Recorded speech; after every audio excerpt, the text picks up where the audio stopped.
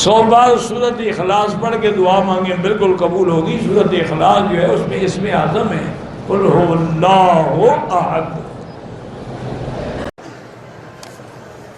اور میں آپ کو ایک الحمدللہ جو ہمیں بزرگوں سے اور اپنے اساتذہ سے، اللہ والوں سے ایک نعمت ملی ہے، میں وہ آپ کو بتلاتا ہوں، شاید اللہ آپ کو توفیق دے۔ یہ ایک ایسی نعمت ہے کہ اس کو کہتے ہیں اکسیر۔ حتیٰ کہ شاہ ولی اللہ محدث دہلوی رحمۃ اللہ علیہ نے اپنی کتابوں میں فرمایا ہے کہ جو آدمی اس عمل کو کرے اور پھر اس کو شبہ ہو کہ میرا کام نہیں ہوگا تو مسلمان ہی نہیں رہتا ہو۔ اور وہ طریقہ کیا ہے کہ 4 رکعت نماز برائے حاجت کی نیت کرے۔ پہلی رکعت میں سورۃ فاتحہ پڑھنے کے بعد رب انی مسنی الضر وانت ارحم الراحمین یہ 100 دفعہ پڑھیں، پھر رکوع کریں، پھر جب دوسری رکعت میں کھڑے ہوں تو فاتحہ پڑھیں، پھر 100 دفعہ پڑھیں گے وہ فوض امری الی اللہ ان اللہ بصیر بالعباد۔ پھر اسی طرح بیٹھ جائیں 2 تشہد میں، پھر جب تیسری رکعت میں کھڑے ہوں تو فاتحہ پڑھنے کے بعد 100 دفعہ پڑھیں گے رب انی مسنی الضر وانت ارحم الراحمین۔ پھر چوتھی رکعت میں جب کھڑے ہوں تو فاتحہ پڑھنے کے بعد حسبنا اللہ ونعم الوکیل، اگر پورا پڑھ لیں نعم المولا ونعم النصیر، اچھی بات ہے، یہ بھی 100 دفعہ پڑھیں۔ پھر اس کے بعد جب نماز ختم ہو جائے تو پھر بعض علماء نے لکھا ہے کہ سجدے کی حالت میں پڑھے رب انی مغلوب فانتصر، 100 دفعہ پڑھے، اول آخر درود شریف پڑھے۔ پھر اللہ سے اپنے اس کام کے لیے جس کے لیے تم نے یہ چیز پڑھی ہے وہ اللہ تعالیٰ سے مانگے،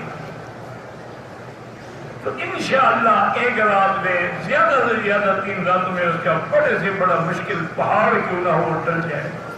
اس کی وجہ یہ ہے کہ شاہ ولی اللہ کوئی چھوٹا آدمی تو نہیں تھا نا، وہ آدمی ہے جس کے ذریعے وہ علم حدیث ہندوستان پہنچا ہے۔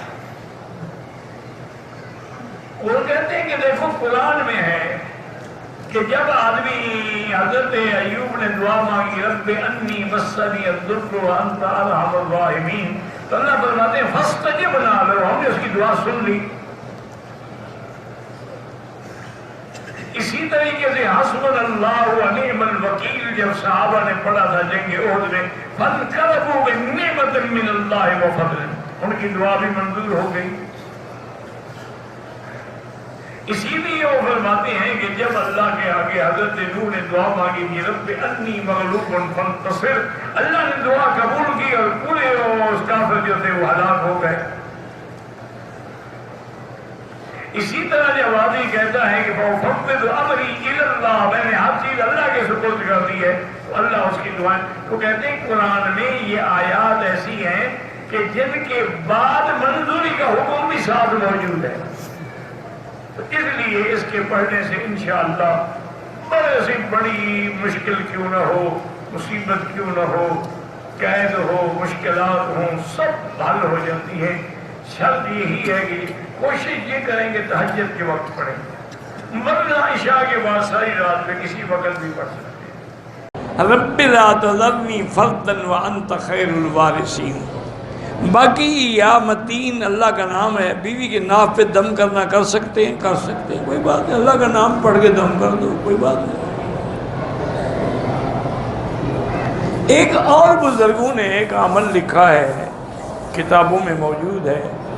ایک شخص گئے تو دیکھا کہ ایک بندے ہیں، ان کی کتاب ہے، تو ان کا نام ہے محمد ابن محمد ابن محمد ابن محمد ابن محمد۔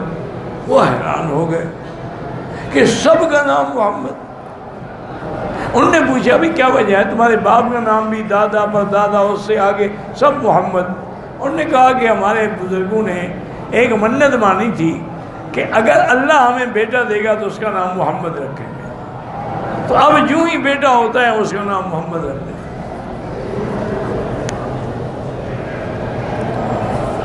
بہرحال لڑکا پیدا ہونے کے لیے یہی ہے رب لا تذرنی فردا وانت خیر الوارثین۔ ہمارا ایک دوست اپنے ملک میں 2 سال سے لاپتہ ہے، اللہ پاک مہربانی کرے۔ اس کے لیے علماء نے لکھا ہے کہ سورۃ والضحیٰ پڑھ کے دعا کیا کرو، اور جب اس میں آیت ہے نا وَوَجَدَكَ ضَالًّا فَهَدَىٰ تو اس کا تصور رکھو۔ خامند کو ظلم سے روکنے کے لیے یا مقسطو یا مقسطو یا مقسطو ہر نماز کے بعد پڑھ کے دم کیا کریں۔ مجھے 20 سال سے کمر میں درد ہے، کوئی علاج جو ہے وہ فائدہ نہیں دے رہا، اللہ آپ کو شفا دے۔ ایک تو آپ زمزم پڑھ کے پی کے یہی دعا شفا کی مانگیں، اور دوسرا علماء نے یہ لکھا ہے کہ سورۃ الکافرون جو ہے جمعہ کے دن 1000 دفعہ پڑھ کے سرسوں کے تیل پہ دم کر کے رکھ لیں، جیسا بھی کمر کا درد ہوگا یہ ہوگا وہ سارے درد ختم ہو جائیں گے۔ میرے والد صاحب شراب پیتے ہیں، اللہ ان کو ہدایت عطا فرمائے، تو علماء نے لکھا ہے کہ اللہ کے نام ہے نا یا رؤوف ہو یا حکیم ہو یا منان، یہ پڑھ کے 100 دفعہ روزانہ دعا کیا کریں کہ اللہ ان کو بری عادتوں سے بچائے۔ خامند کو ظلم سے روکنے کے لیے یا مقسطو یا مقسطو یا مقسطو ہر نماز کے بعد پڑھ کے دم کیا کریں۔ مجھے 20 سال سے کمر میں درد ہے، کوئی علاج جو ہے وہ فائدہ نہیں دے رہا، اللہ آپ کو شفا دے۔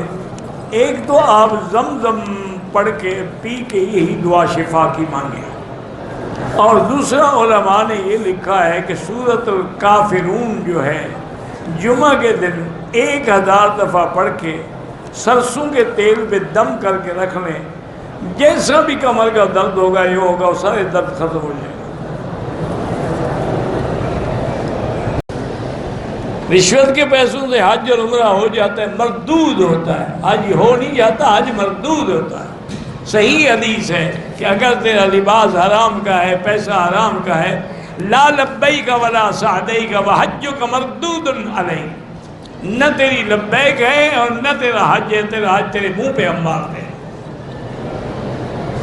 اللہم انت ربی لا الہ الا انت الاحد الصمد الفرد الذی لم یلد ولم یولد ولم یکن لہ کفوا احد۔ اللہم انا نسألک باسمائک الحسنی وصفاتک العلی، اللہم تقبل عنا ما تبقى من شعبان، اللہم بلغنا رمضان، اللہم ارزقنا صیام رمضان وقیام رمضان ایمانا و احتسابا، اللہم ارزقنا ثواب لیلۃ القدر، اللہم ارزقنا عمرة فی شہر رمضان، اللہم ارزقنا نعیم الدنیا و نعیم الآخرہ، اللہم لا تجعلنا من القانتین ولا تردنا عن بابک خائبین، اللہم انت اللہ لا الہ الا انت الغنی